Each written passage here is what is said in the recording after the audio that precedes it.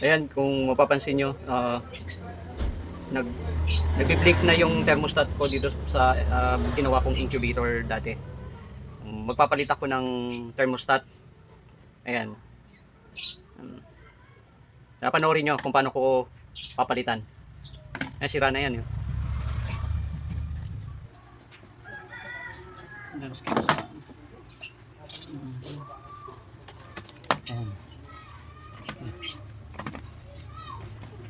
Matagal ko na itong DIY itong incubator na to. Egg incubator. Para sa chicken, sa mga egg ng pato. Yan.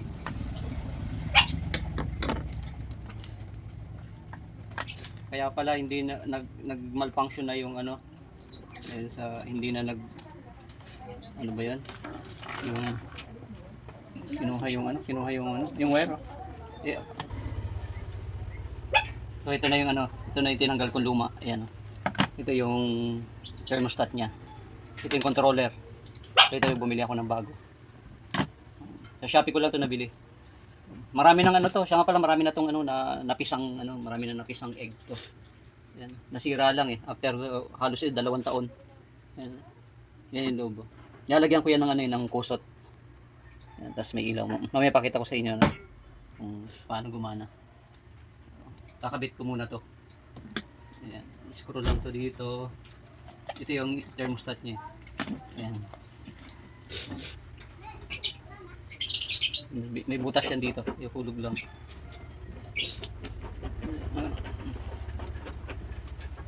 So, screw nyo lang dito. Ayan, screw nyo lang dito. Pa isa.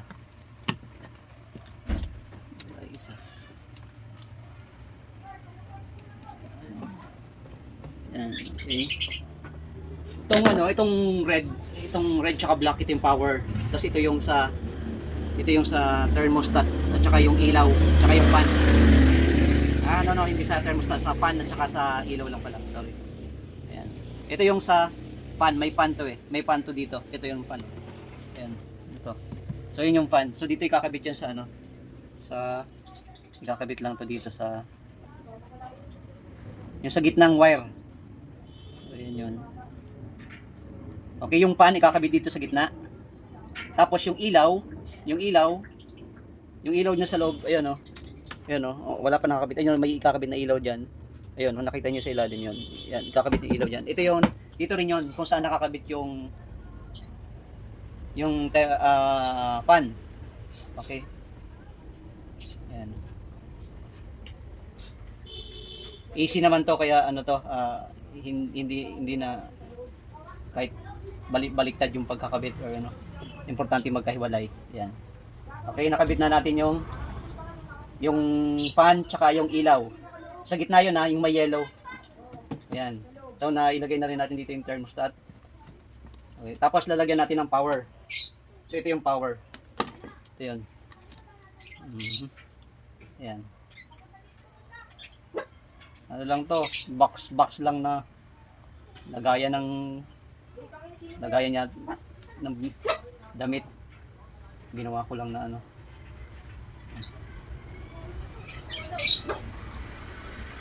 may kasi ako, may may maliit akong poultry supply.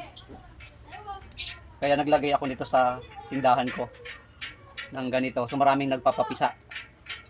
Aside from meron pala akong biniling may binili talaga akong magandang ganito ng capacity is na sa 200 eggs. Ito kasi ang capacity ng 60 lang.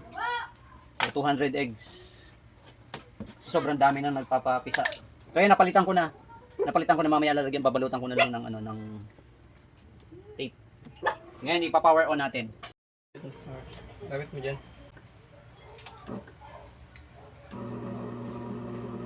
Yan. So yan, gumagana na yung ngayon i-set natin tong temperature niya.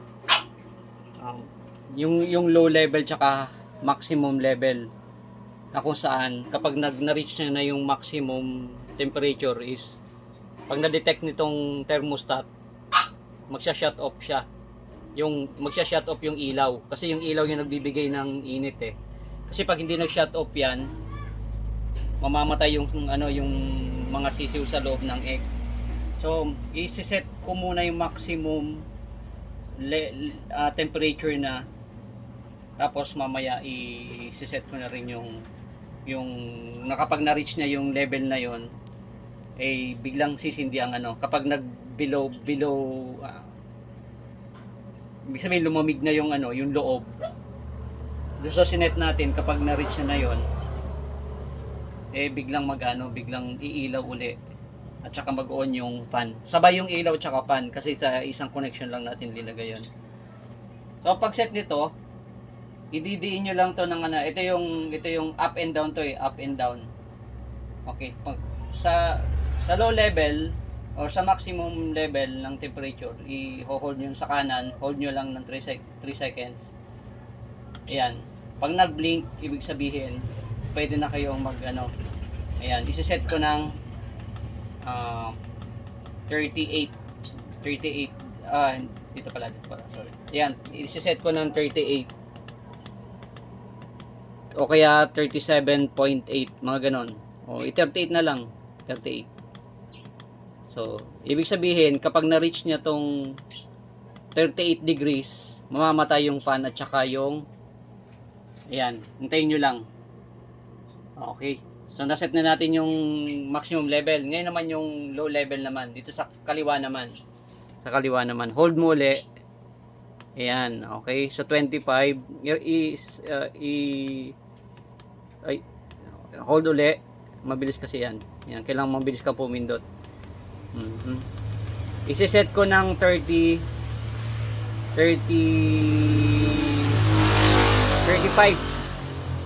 Ayan, 35. Ibig sabihin, kapag na-reach niya na yung 35, kanina 38, di ba? So, pag na-reach na niya na yung 35, magsha-shut off or magsisimula na uling sumindi yung ano, yung ilaw at saka yung fan para magbigay ng ano, init uli. Okay. So, ayan, ingay ng mga bata sa labas. Ayan. Ayan, okay, ito lang 30. O sabihin na lang natin 34 na lang, 34. Ayan. O yan, 34 degrees. Ibig sabihin pag 34 degrees, biglang isisindi na yung ilaw. Kapag 30 pag na-reach na yung 37.8 or 38, biglang mamamatay ng ilaw at saka fan. Ibig sabihin nakokontrol niya yung ano, yung init sa loob. Ayan o. For now, nasa 27.8. Ayan, pagmasdan nyo. 28.7 pala. Ayan yung temperature sa loob. Ayan o, umaandar yung ano, yung fan. Ayan.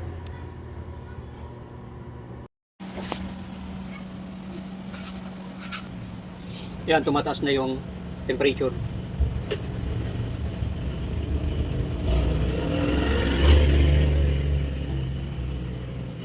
Tingnan natin kapag na-reach niya yung 38 degrees kung mamamatay yung fan saka yung ilaw. Ayan yung kanya, pinalitan ko na rin. Sira na rin kasi sobrang tagal, 2 taon na eh. 25 watts yan. Tapos yung ilaw sa loob, 25 watts din na incandescent lamp bulb. Ayan. Ayan, 31. Ayan, madali lang mag-assemble ng ano, or mag-DIY ng egg incubator. Yan, sundan nyo lang, bibili lang kayo nito, itong thermostat controller na to, tsaka nakakabit na rin kasi dyan yung ano, yung thermostat. Ayun. Kung may mga boxes kayo dyan sa inyo na sinlaki nito, siguro by ano to, 40 cm by 50 cm mga 60 or mga 30 to 40 eggs kasya dito. Ayan, tumataas na yung ano, yung temperature. Tingnan lang natin kung ano, kung mamamatay siya. So di ba kanina na-set natin na ano, 38 up yung maximum level ng temperature, tapos yung low level naman ng temperature kung saan mag-i-start na siyang magpainit uli, eh, nasa 34 yata yun. Ayan. Yung power niya is itong kaliwa, yung gitna, diyan may ilalagay yung fan at saka yung ilaw. Yan. Medyo mabagal yung pag init niya kasi ano malamig yung nahihigop niya. Yan. So umihigop siya ng malamig. Yan, 33 na. Ayan, 33.2. Medyo mabagal siya, 33.3. Isa nga pala sa dahilan kung bakit nag-build din ako ng sarili kong solar setup dahil dito sa mga incubator ko. So, kailangan kong i-power to through solar setup kasi medyo malakas sa kuryente kasi. Pero bawi naman dahil halos laging puno yung yung mga incubators ko.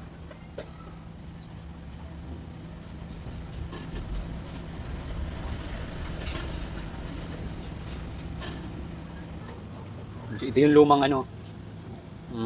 fan at ito yung lumang thermostat controller, temperature controller. Ito yung thermostat niya yan. Yan. Pwede mong hawakan yan kapag naka-on niya, pwede mong hawakan. Hindi naman naka-kuryente yan. Yan, 33.7 na. Yan, 34.9 na.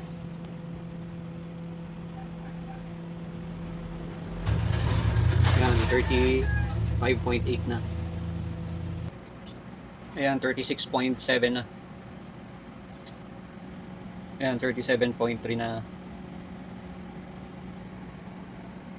Ayan, 38 na. Ayan, namatay. Yung gas lang! Namatay na.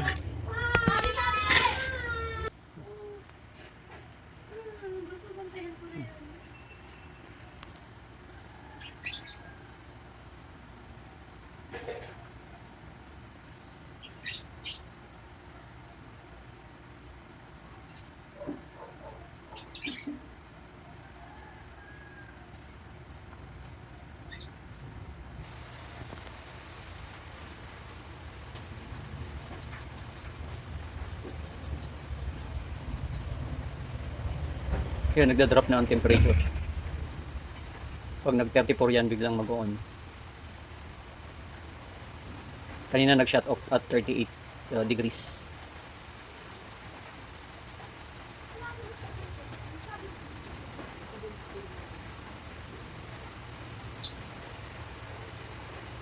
Yan. Pag nag-34. Yan, 34.4 na.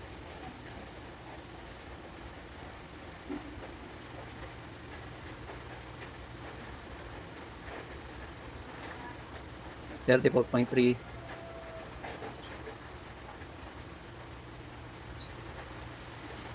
34.1. Yan, mag-on yan. So, sinet natin kanina ng 34.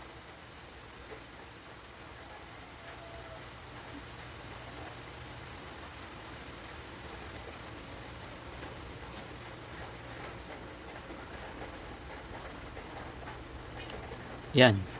Diba? So, nag-on na siya. Okay. So, up to 38 na uli yan. Pag nag-38 uli, yan, mag-off.